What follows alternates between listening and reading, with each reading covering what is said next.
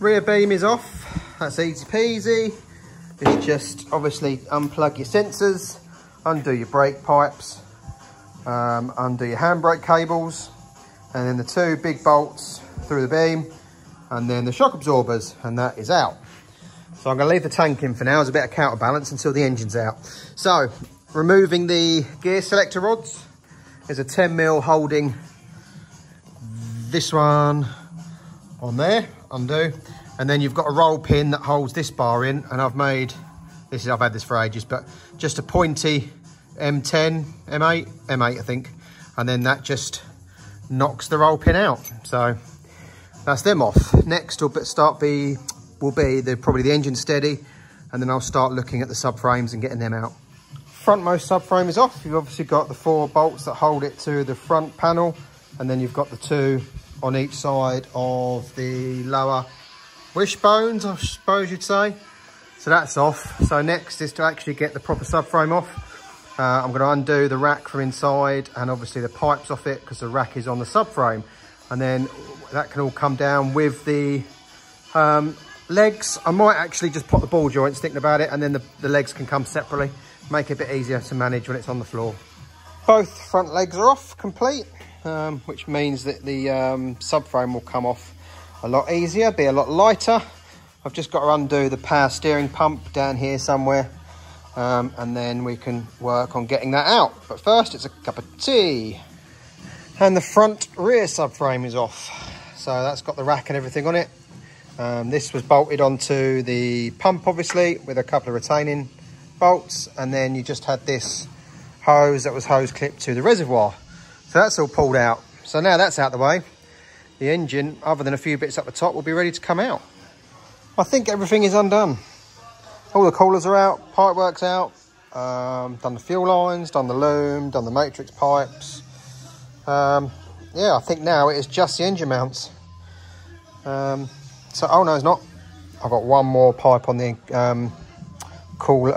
reservoir to pump pipe, but then I think we're good to go. So it's a matter of just undoing them 2 bolts there and the 2 bolts down there, and we should be able to drop it on the floor. So yeah, let's do that. And there she is, engine's out.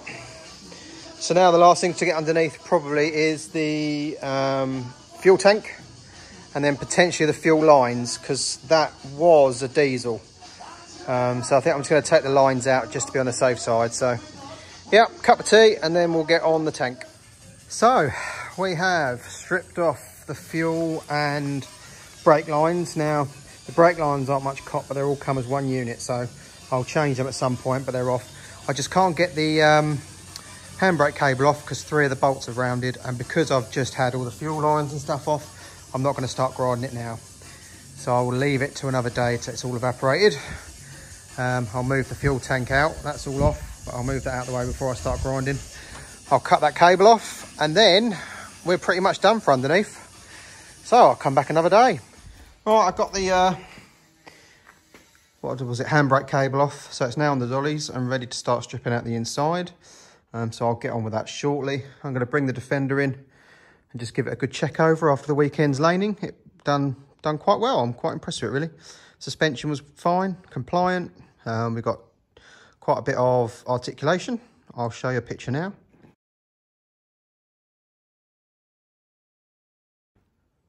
And it drove absolutely fine. Can't complain at all.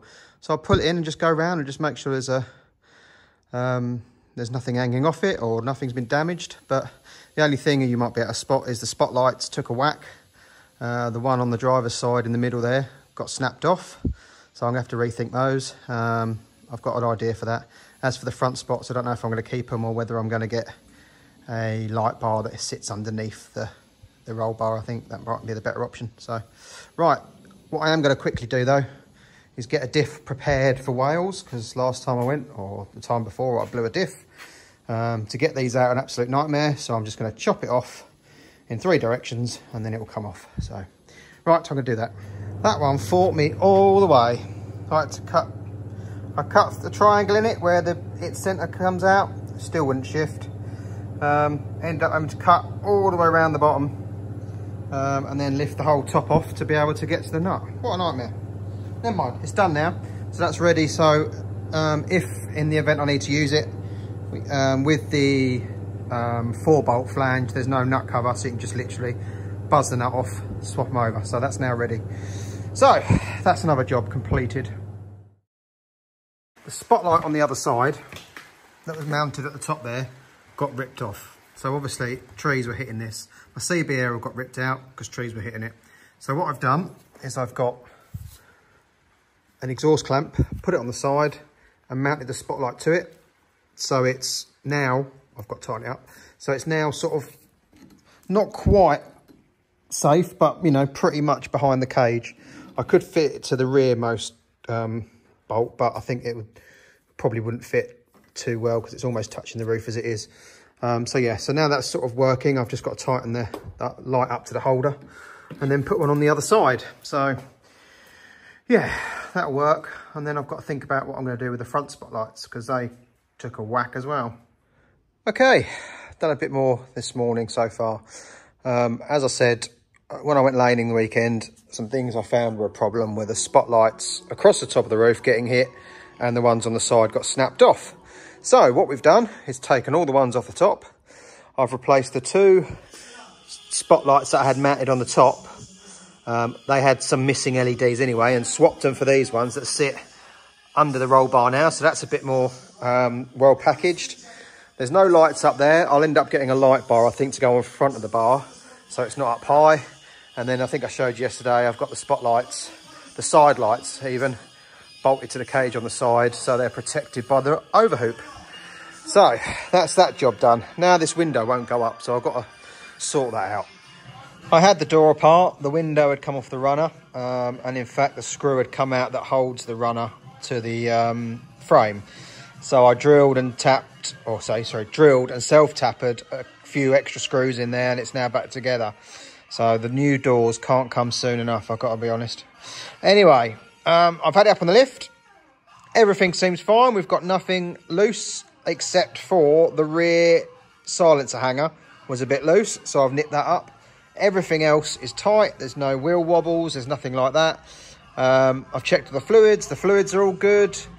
So yeah, it's done all right for that day's laning. Quite surprised. I mean, it wasn't really hard work, but you know, I was expecting something to at least rattle loose, but so far it's just that exhaust. I have changed the front shock lower bushes for some other ones that I've got, some second-hand ones, because I didn't have any new ones, because they were a bit cracked and perished. So I think I'll order some spares, because I'm wondering whether the going up and down on the air is making them, you know, moving them about a bit and fatiguing them early, maybe. So I don't know if I want to get polybush ones, but I might order a set of each and see which ones last the better. A set of originals and a set of polybush.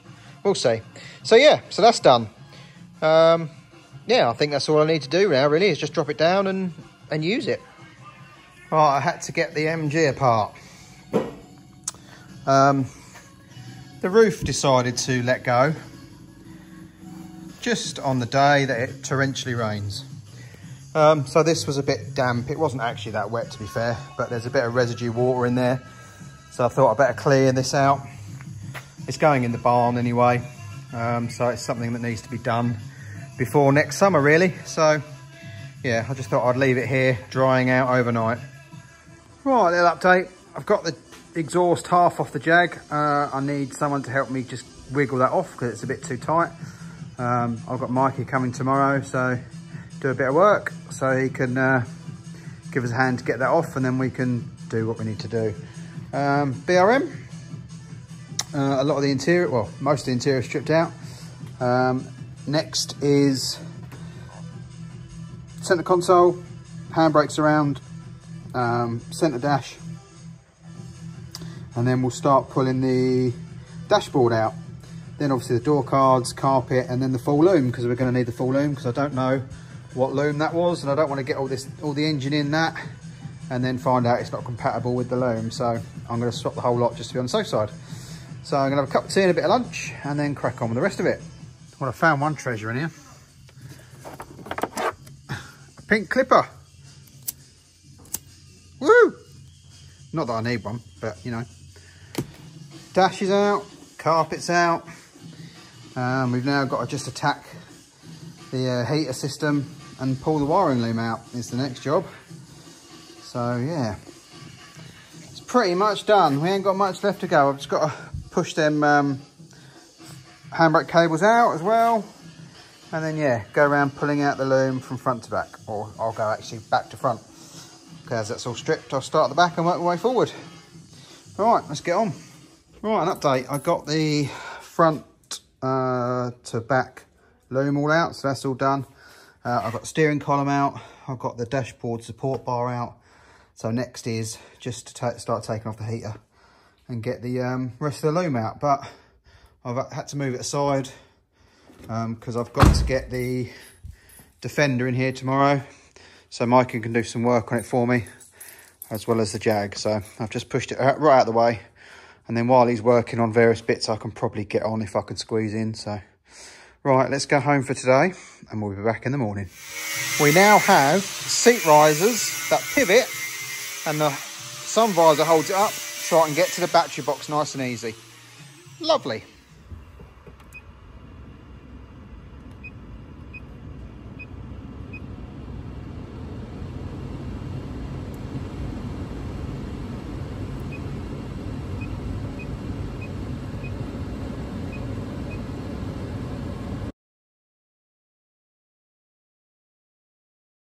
Ooh, and the other way.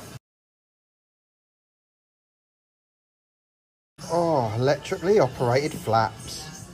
Right, so after the little adjustment to the Jag exhaust, it is up there, albeit at the moment only bolted on at the back to the rear box. I haven't done any of the rest yet.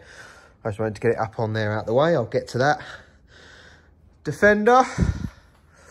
As you saw, the seat risers have been modified and made so the seat now folds all the way forward. I can easily get to the battery, and there's wing nuts holding it down. So I can quickly undo those, lift the seat up, get to the battery. And you also saw our electric adjuster. So obviously with the Discovery 2 climate control, I can adjust the temperature with the motor, and that adjusts the Defender box from cold to hot. Obviously not temperature controlled, but the warmer you get, the more it opens the heat flap. So that's good. The other plug that is there, that's going to be to switch off the flap altogether. There's another flap that closes the heater box to the bulkhead. We're going to eventually get that one connected to there, but we need to have the heater box out really, or at least the pipes undone. And I didn't really want to start draining the coolant to do that. So that'll be a job when I get back from Wales. Yeah, and the fan. The fan works on the stepper controls on the dash. So we're all good there, I think. I'm just pottering about doing a couple of odd sods today. Unfortunately, I've got a close family friend's funeral this afternoon, so I'm just here basically to tidy up from last night because we finished fairly late and just wanted to get home. So I'm back in here this morning just to tidy up. As I say, a couple of little odds and sods. We crimped a new connector on the cable for this Anderson plug, so I'm going to put that in now. Now I've got fans and heater vents. Obviously, I've noticed it kind of missed my view before. The vent is slightly behind the binnacle, so I just need to trim that binnacle back a bit and move that cable because that's there temporarily. So yeah, you can just about, I don't know if you can see, the vent is almost clear in that, so I'm just going to have to trim this, and as I've said before, this is a work in progress one. This isn't the final one. I'm just using this and modifying it to make everything work before I cut the black one down. So yeah, quite happy with that really. Right, I've trimmed the cowling back some more, and as you can see, it clears the vent. I think probably the angle of the actual trumpet inside that directs the air is pointing back that way. Some does come up here, but some does go that way. So I think what I'm going to have to do is, when I get some more time, I will chop this back a bit more and then make an upstand, so a flat bit that sticks down, and then that will cover the back of the clocks because you can just about see them. You might not be able to because of the reflection, but I can. So yeah, so I think I'll make an upstand before it starts going over the clocks. So I think I need to yeah, take that back off, trim that flat, and then yeah, make a bit of plastic to go on there. But I'm not going to worry about that today because I'll say, as I've said before, I've got to get on. So, next week, this weekend I'm going away to Osa Retro in Margate. It's also my wedding anniversary. I'm sure my other half is delighted that we're going to a car show on our wedding anniversary, but still. And then I'm back for a couple of days, and then we're off to Wales, green laning. So I will be back next week. I don't know what I'm going to have. It's mainly going to be getting prepared. I'll have the Defender up on the lift again, make sure everything's okay, and load it all up ready. So have a lovely weekend. Thanks for watching. Like, subscribe and share. And then the week after, when I get back from Wales, we'll be back on the ZR Express Turbo. So have a nice one. See you guys.